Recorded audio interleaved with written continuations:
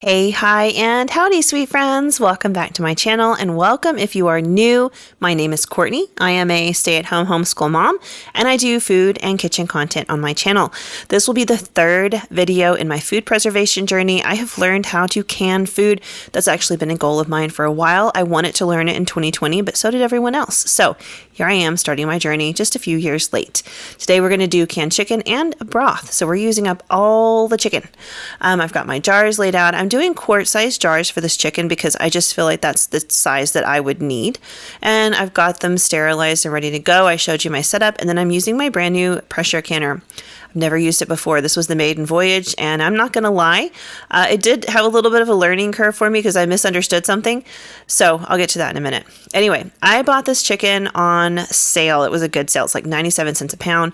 So I've got like a little bit over $10 worth of chicken there. Got a little bit over 10 pounds of chicken there. It is chicken breast that is bone in, so I do have to take the bone out, but I kind of felt like, I don't love deboning chicken. It's not my favorite hobby, but I was going to be in here cubing up the chicken anyway, so if I'm going to have to touch the chicken to begin with, I might as well just go ahead and debone it and save myself some money. I have never canned meat before, and in just like transparency, I don't typically buy canned chicken. It's not that I don't use it. I've used it in the past. I typically will just like buy regular raw chicken and cook it myself. However, I don't have like a dislike for canned chicken or anything, and I've heard good things about canned chicken. Canned beef is a different story, but canned chicken I have heard good things about. So I thought, you know what, this will be a great place to start because I do make a lot of casseroles, especially during the winter. And I also make chicken salad, which typically I'll just go pick up rotisserie chicken on markdown at Walmart or something.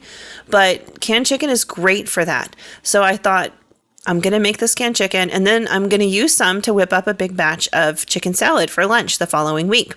I have not made the chicken salad yet. It's coming soon. But canning the chicken was a great project for me. So here I am deboning these chicken breasts.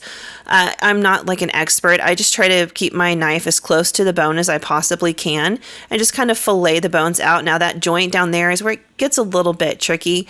It's a bigger, rounder piece of bone, and you really have to make sure you get it all out.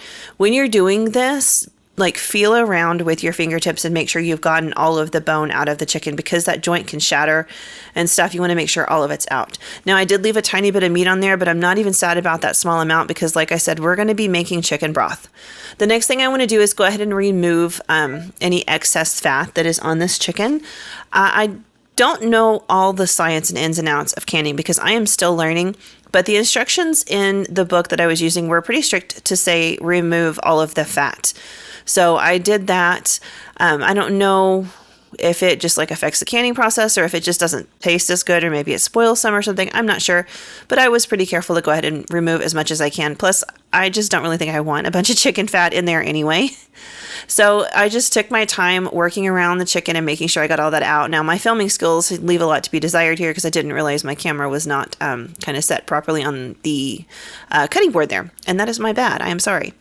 But I just kind of took my little knife and went around. One thing I've learned recently, so I've had this knife set for like 8 years. I bought it on Prime Day on Amazon quite some time ago, like I said, about 8 years ago, and it was a Guy Fieri knife set.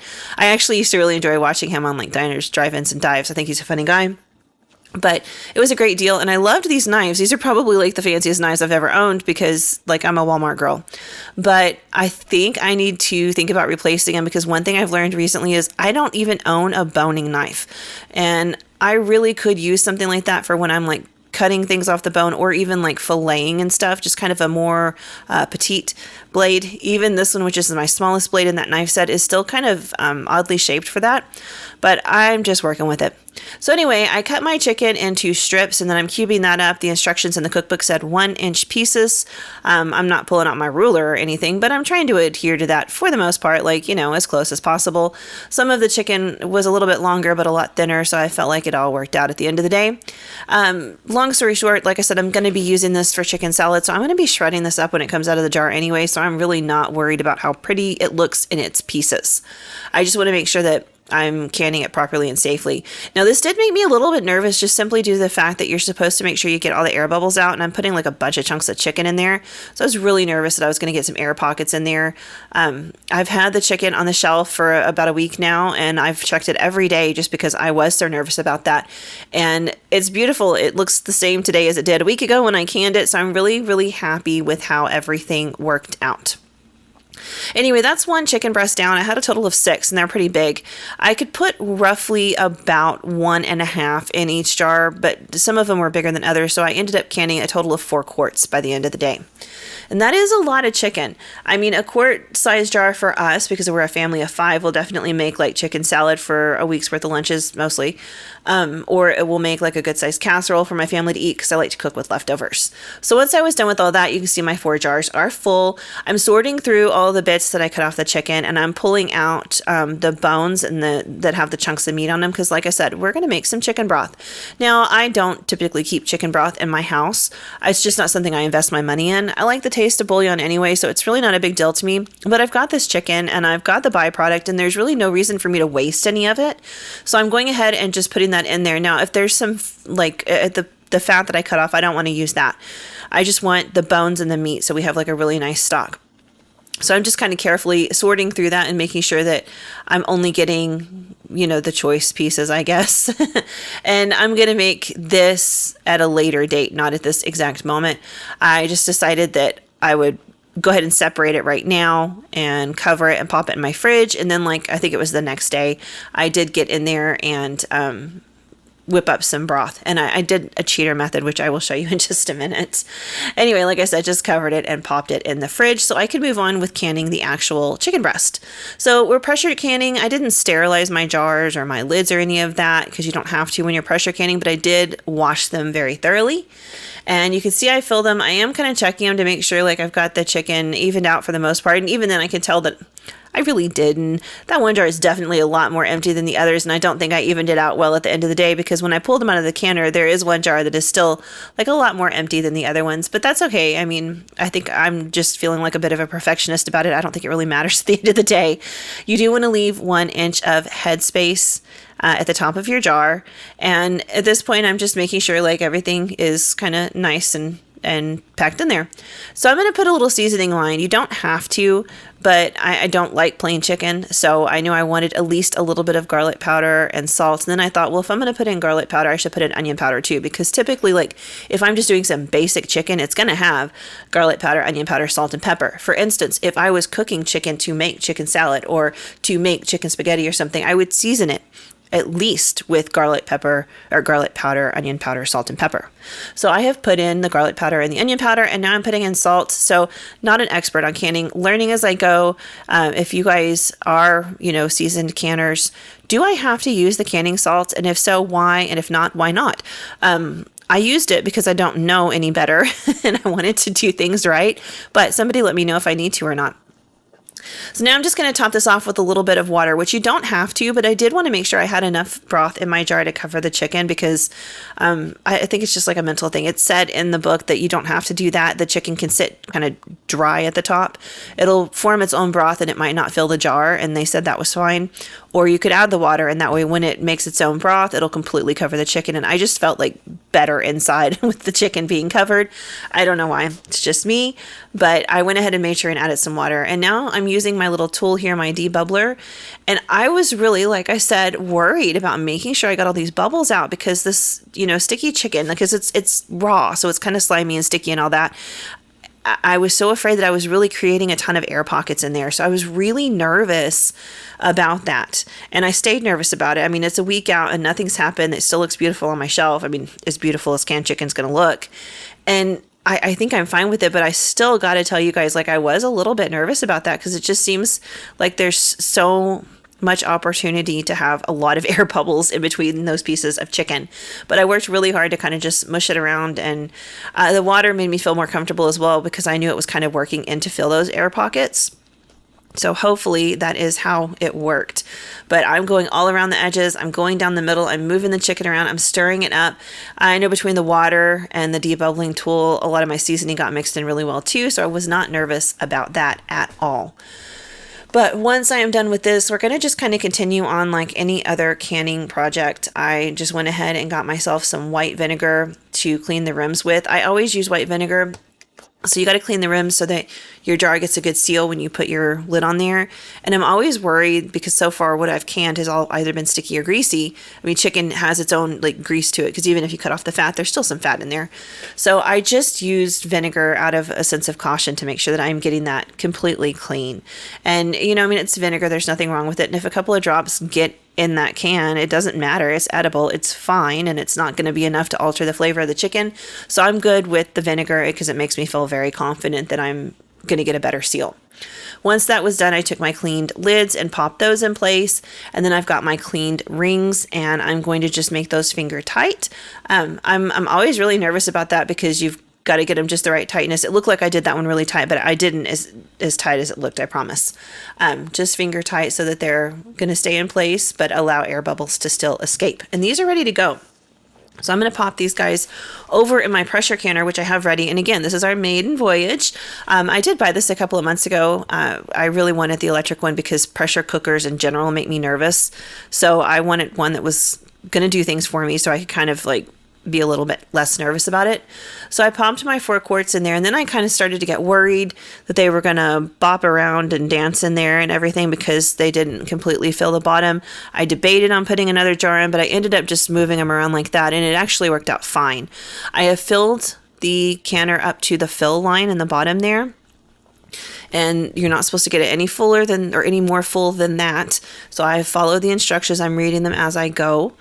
And I've got my chicken in there, so we're going to pop the lid on. And I got my lid in place and everything was fine, but I will tell you, I did have to run it again because apparently you set the time before you do anything else, and I didn't understand that. So I only pressure canned the chicken for 10 minutes, so then I had to start all over and set the time in the very beginning so I could properly can it. It has a pretty long can time, so I think it was like... was it an hour or something? It was a pretty good amount of time. Anyway, there it is, fresh out of the canner. You can see it's still bubbling and boiling in the jar, which I think is just the coolest thing. And my kids did too. They think it's so neat when I pull it out and the stuff inside the jar is so hot, it's internally boiling and you can watch it. I just find it fascinating. But that chicken, I mean, it looks great to me and I'm really excited to give it a shot. So let's transition over to this chicken broth that I'm going to make. There are my bones with the meat that was still attached to them. I stuck them in there and then I just pulled an onion out of my fridge and just cut it right in half and tossed it straight into the pot. I also just kind of dug through and found some celery that I just did a rough chop on to make it fit in here. And I did the same with some baby carrots if they looked too big, which these were fine. These were kind of on their last leg, so it was a good time to use them. And then I had some parsley in there, so I just threw that right on in.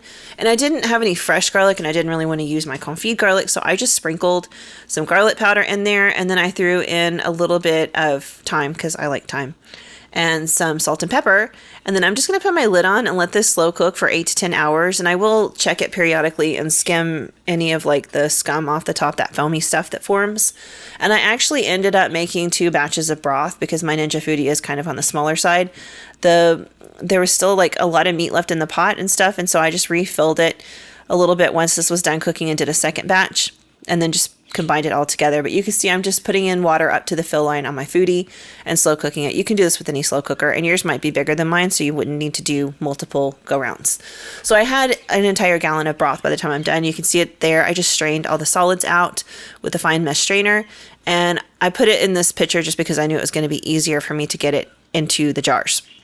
So I'm just using my funnel to try to keep the rims as clean as I possibly can, and then pouring my chicken broth right on in there so that we can get this going. Again, this is another pressure canning item. Water bathing is for like things that are higher in acidity. Chicken and chicken broth are not high in acidity, so we're just going to pressure can this as well. I think this one only had to pressure can for like 10 or 20 minutes. It was a pretty quick canning time. But I got these full, and of course we don't have to worry about debubbling this time because it's just liquid. There's not any hiding places for bubbles in there. So I did have enough to do 8 pints. I'm using pints because I don't use a lot of chicken broth, and when I do, I don't really use more than a pint. My thought behind this is if I don't love using it, the thing I use chicken broth for more than anything else in my home is actually for my dogs. I will sometimes buy them like organic bone broth or something, and I'll pour it over their dry food like a gravy, and they love it. And sometimes I will whip up homemade chicken broth and do that for them, because you got to be careful what you feed dogs. Now there is onion in here and garlic, which is kind of a no-no for dogs, so hopefully I'm just content with using this for ourselves here in the house, but if not, I might cheat and let them have just a tiny bit. In case you didn't know, like homemade bone broth and stuff is really good for dogs. Just leave the onion and garlic out. All right, so I have put on my cleaned lids, and then again finger tight with the rings so that the air bubbles can escape. And then these guys are going to head back over to my pressure canner, which I figured out how to work at this point, so I was super excited. I did also clean the lids with vinegar because, there's some grease in this chicken broth. But I popped these into my pressure canner just like that. Now, one thing I forgot with these is I always throw some vinegar into my canner, just because if I forget to put salt in my water softener, our water is very hard here and it can leave kind of like a coating on the outside of the jars, and I totally forgot. And I guess my salt is a little low. It still feels soft in the water.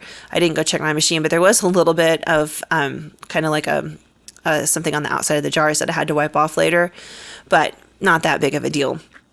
So I got the jars in there, and then I locked my lid, which clearly I'm kind of struggling with there because still new to this. And I am getting ready to go. So I'm just going to set this guy up and follow the instructions. Like I said, I knew this time around to set the time before I did anything else. Look at me go. And I'm using cold broth, so I have it in cold water. Just a quick reminder, if you're canning something hot, you can put it in hot water. But if you're canning something that is cold, don't put a cold jar in hot water because it will shatter, and vice versa. But there's my chicken broth, and it came out really nice. I mean, it looks good to me. I'm super excited to use it. I haven't tried any yet, but I'm super excited about it. So that was very easy and a very fun experiment. I know some of y'all were asking about this, so here we go. I hope you liked this one, and I'll be working on some more canning in the future. And then I've got a homemade laundry detergent coming out a week from today, so stay tuned for that. I'll see you guys there, and I'll be here Tuesday for my grocery haul. Enjoy the rest of your weekend, guys. I'll see you soon. Bye.